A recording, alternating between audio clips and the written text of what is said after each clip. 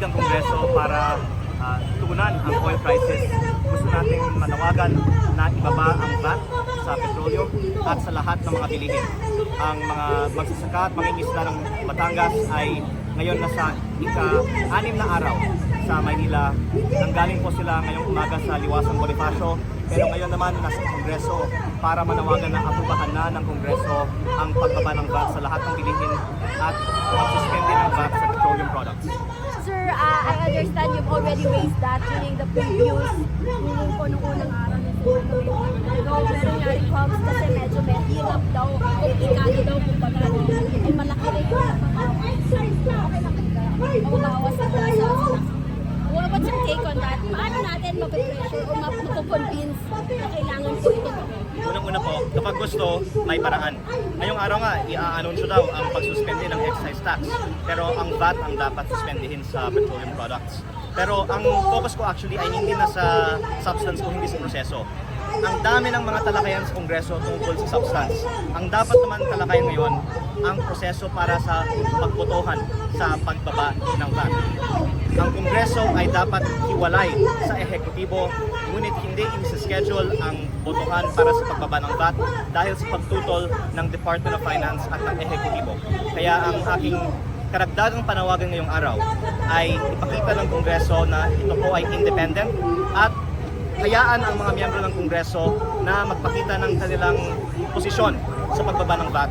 Dahil ang dagdag ko, karamihan ng mga kongresista ay sang-ayon para pababain ang VAT.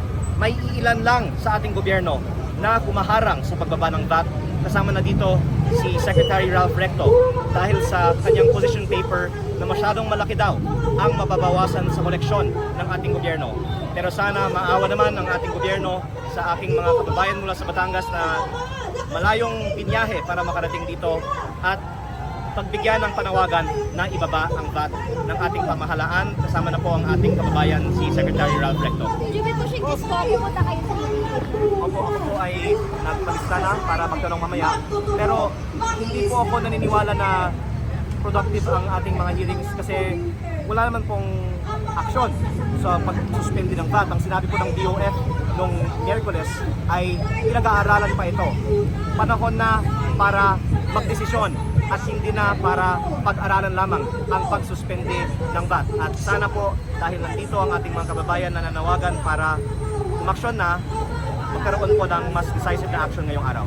Mainly, bakit yung gusto yung VAT yung pinakaano para din sa middle Kasi class lahat, ma'am? ang VAT po kasi ay sa aking paniniwala isang evil na quiz. Dahil ito po ay binabayaran ng lahat ng mga Pilipino hanggang sa mga pinakamahihirap ng mga Pilipino. Samantala, ang excise tax na isinususpende ngayong araw ay binabayaran ng mga malalaking kumpanya na mag-supply ng langis. Kaya kung gusto natin tulungan ang mga ordinaryong mamamayan at hindi ang mga malalaking kumpanya, ang dapat unang isuspende ay ang VAT. At ang dapat maging polisiya ng ating gobyerno ay hindi muna ang ayuda. Maganda ang ayuda, pero ang dapat prioridad ng ating gobyerno ang pagbaba ng VAT para yan ay mapakinabangan ng lahat ng mga Pilipino. Sir, sorry. Mabigat. Kuya, pahawak. Congressman, I ask ko lang po for the record na in favor ba kayo to suspend yung excise tax o tuluyan ang ikasura? Ako po ay pabor sa pagsuspende ng excise tax kung ang alternatibo ay walang masuspende. Pero naniniwala po ako na mas makakatulong sa mga ordinaryong Pilipino pag ang isuspende natin ay ang VAT. Hindi lang dahil mas malaki ito, pero dahil ito ang direktang binabayaran ng mga consumers, samantala ang excise tax ang binabayaran ng suppliers. Maaari ngang hindi pass on lahat ng savings ng pagsuspende ng excise tax at lalaki lang ang kita ng mga oil producers kung ang excise tax lang ang isuspende. Pero ang aking priority din na panawagan is ibaba ang VAT para sa lahat ng mga bilihin. At muli, ulitin ko, sang-ayon ang karamihan ng Kongreso sa pagbaba ng VAT para sa lahat ng bilihin.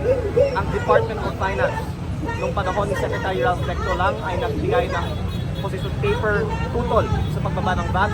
Kaya sana maawa naman ang ating gobyerno sa ating mga kababayan mula sa Batangas na nagtungo po dito sa Kongreso at aprobahan na sa lalong madaling panahon ang pagbaba ng VAT. Sir, pwede ibang topic? Impeachment? Okay lang? Okay. Tomorrow, yung 6-7. Bakit diretso lang po sa unahan po? Ano po yung sinasabing blood You were also seen with some of the DSI lawyers and Security Allied lawyers yesterday, I guess. Na nagganon pa kayo. Actually, ang ating pagtitipon, as you can see, ang ating pagtitipon ay broad coalition mula sa iba't ibang mga kulay sa politika. At kung ikaw man ay pabor o hindi pabor sa ilang mga political figures sa ating bansa, lahat naman tayo ay galit sa mataas na presyo ng langis at nananawagan para ibaba ang VAT. Babanggitin ko, may mga makakaliwa dito, may mga kanan naman dito. Kaliwat kanan, lahat ay nagkakaisa para ibaba ang VAT. But with that, are you now saying na you're part or allied of the Duterte? Actually, Will you be supporting or not?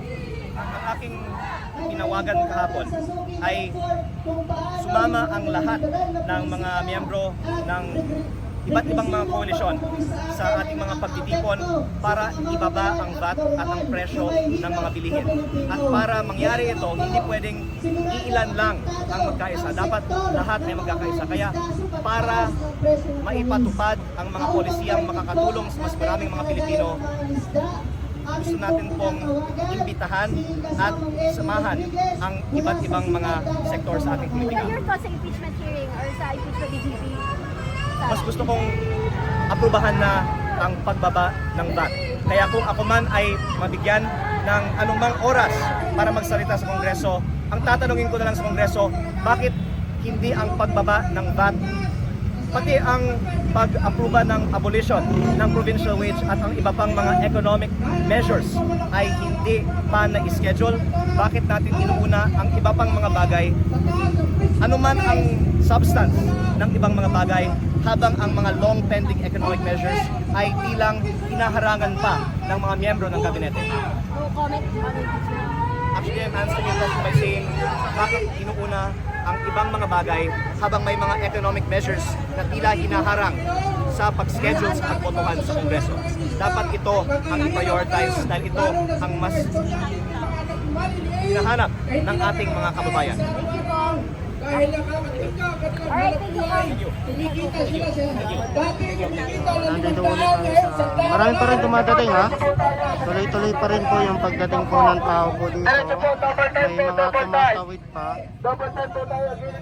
So panawagan tanggalin ang SS stock at VAT. Kahit pa paano ay bawasan po yung VAT.